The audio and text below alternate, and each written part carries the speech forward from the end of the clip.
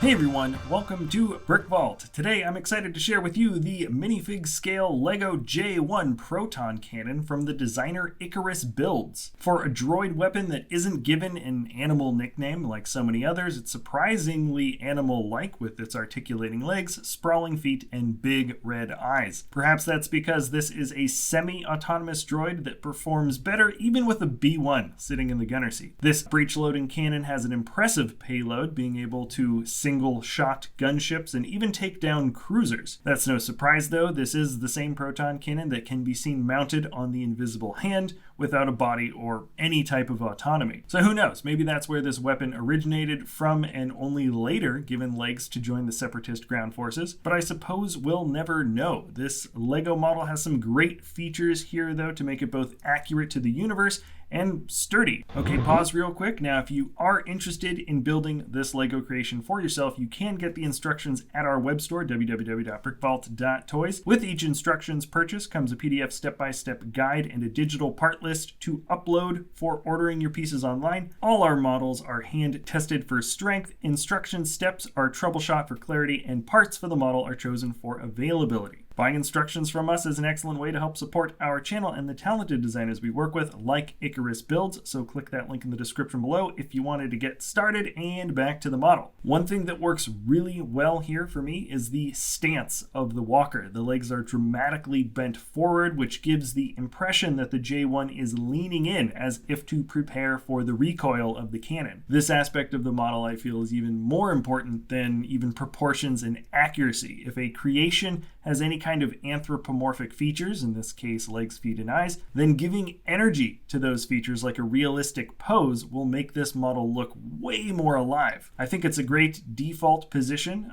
that's somewhat subtle, but honestly it makes all the difference here. Now, speaking of poses, this model does have a bit of articulation. At the base of the body, the ratcheted joints have a few degrees of movement, which allows you to pose the cannon parallel to the ground, or if you really wanted, the cannon can point at even a sharper angle upward into the sky. As the legs move up and down, the feet rotate a bit to compensate for the change-ups, and the whole thing works pretty easily with very little finesse required. I didn't personally build this model. It was my brother who did a lot of the troubleshooting for this one, and it took about 30 seconds for me to get familiar with how to handle this build and just do what I wanted with it. Now, in terms of cool build features, I've got a few personal favorite areas of clever connections. First, the gunner seat. It's specifically set up for a droid fig, which is a fun touch. And behind it is some nice flexi tube detailing, which shows some wire-like larger power cords or hoses that run through the machine. The curved hood along the top is one of the more distinctive features of the J-1, and it integrates into the body super well. It's in fact a strong area of the model that can even be picked up from, which is great. Also, the eyes and cannon itself just register really well